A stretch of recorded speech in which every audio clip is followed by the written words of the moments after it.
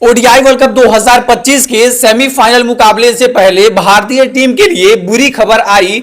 Star batter की हो गई है टीम से विदाई। तो सेमीफाइनल से पहले आखिरकार टीम इंडिया पे ये कौन सी मुसीबत है टूट आई। हेलो दोस्तों, welcome back to the cricketology. Well, आप सभी को पता होगा कि इस समय वुमेन्स ओडीआई वर्ल्ड कप चल रहा है, जिसकी होस्टिंग राइट है वो टीम इंडिया को ही मिली है। यानी टीम इंडिया में ही ये ओडीआई वर्ल्ड कप चल रहा है। और इसके दौरान जब टीम इंडिया अब सेमीफाइनल में भी प्रवेश कर चुकी है और सेमीफाइनल के होने में केवल एक दिनों का अंतराल ही बचा है, यानी आज 28 तारीख है और 29 तारीख को छोड़ दे तो 30 तारीख को जो है वो भारतीय टीम का सेमीफाइनल मुकाबला ऑस्ट्रेलिया जैसे खतरनाक टीम से होने वाला है।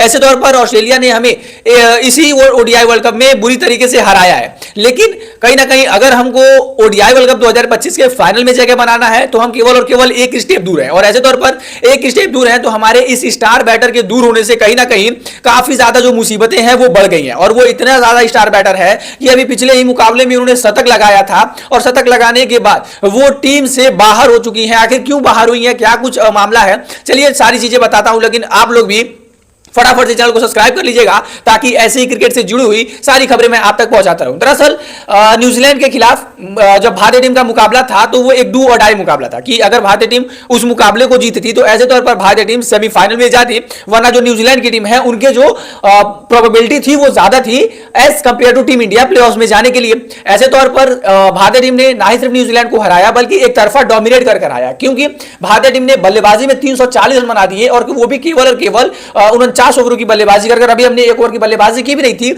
और उससे पहले बारिश के कारण मुकाबला भी रुका भी था। मतलब आप सोचो अगर 50 ओवर सीधे होते तो हमारे जो बल्लेबाज थे वो समथिंग 350 रन भी प्लस पार कर देते, इसमें कोई दो राय नहीं थी। लेकिन उस 340 रनों में भी एक स्टार बैटर प्रतिका रावल, जी हां, जो स्मृति मानधना के ओपनिंग पार्टनर है। और हालांकि स्मृति मानधना काफी लंबे टाइम से तकरीबन 2016-17 से उन्होंने ओडीआई क्रिकेट खेलना चालू किया है, लेकिन प्रतिका रावल के लिए पहला ही ओडीआई एडिशन था, ओडीआई वर्ल्ड कप का एडिशन था।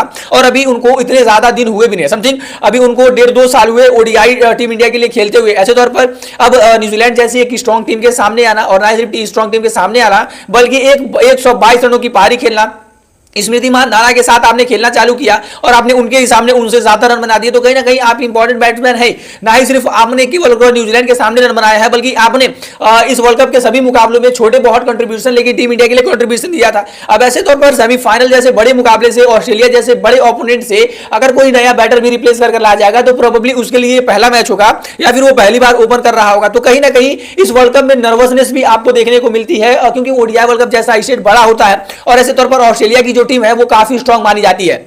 ऑस्ट्रेलिया की जो टीम है वो वर्ल्ड क्रिकेट में डोमिनेट करती है, हमने देखा है। और वुमेन्स ओडीआई वर्ल्ड कप में सबसे ज्यादा जो वर्ल्ड कप है वो ऑस्ट्रेलिया के पास ही है। अगर ऐसे तौर पर एक बार फिर से हमने देखा था कि 2023 में जिस तरीके से ऑस्ट्रेलिया की मेंस टीम ने हमारे सपने को तोड़ा था और हमारे सपने को तोड़कर जिस तरीके से उन्होंने ओडीआई वर्ल्ड कप जीता था, अब एक बार फिर से हमारे सपनों का जो भार है वो ऑस्ट्रेलिया के हाथों में है। क्योंकि अगर ऑस्ट्रेलिया सेमीफाइनल में हमें हरा देती है तो हमारा सफर वहीं पर खत्म हो जाएगा, और ऐसे तौर पर अगर भारतीय टीम उन्हें हरा देती है तो उनका सफर खत्म हो जाएगा और हम फाइनल्स में चले जाएंगे। और अगर हम ऑस्ट्रेलिया को हरा देते हैं तो डेफिनेटली 110% मैं कहता हूं कि भारतीय टीम फाइनल भी जीतेगी। लेकिन अगर उन सारी चीजों से हटकर अगर वापस प्रतिका रावल पे आए तो मैं आपको बता दूं, प्रतिका रावल जब न्यूजीलैंड के खिलाफ 122 रन बनाती है, उसके हमारे लिए ग्रुप स्टेज का जो आखिरी मुकाबला था वो था बांग्लादेश के अगेंस्ट, और उस मुकाबले का कुछ ज्यादा मतलब था नहीं। मतलब आप जीते हारे या फिर कुछ भी हो जाए उसका कुछ मतलब था नहीं, क्योंकि आप प्लेऑफ्स में पहले ही क्वालिफाई कर चुके थे। ऐसे तौर पर उस मुकाबले में मैं कहूं हमें कुछ मिला तो नहीं, लेकिन हमारे एक अनमोल खिलाड़ी को छीन लिया। क्योंकि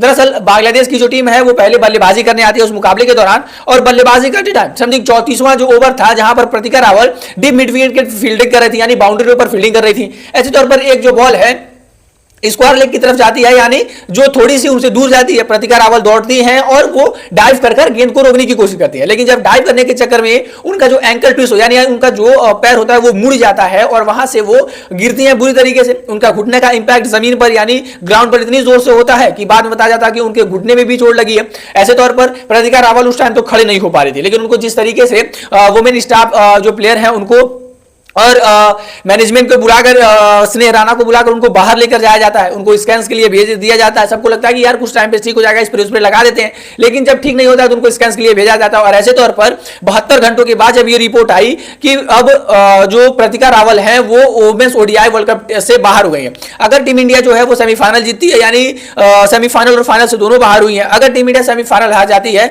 तो सेमीफाइनल से ही वो बाहर हुई है। और कहीं ना कहीं अगर टीम इंडिया हारेगी भी तो उसमें सबसे बड़ी वजह प्रतिका रावल का ना होना ही होगा, क्योंकि प्रतिका रावल जैसे खिलाड़ी जो इस वुमेन्स ओडीआई वर्ल्ड कप में सेट भी हुई थी, काफी बेहतरीन तरीके से उन्होंने बल्लेबाजी भी किया था। ऐसे तौर पर उनका अगले मुकाबले में, वो भी बड़े मुकाबले में टीम में ना होना कहीं ना कहीं बहुत ही ज्यादा बुरी बात है।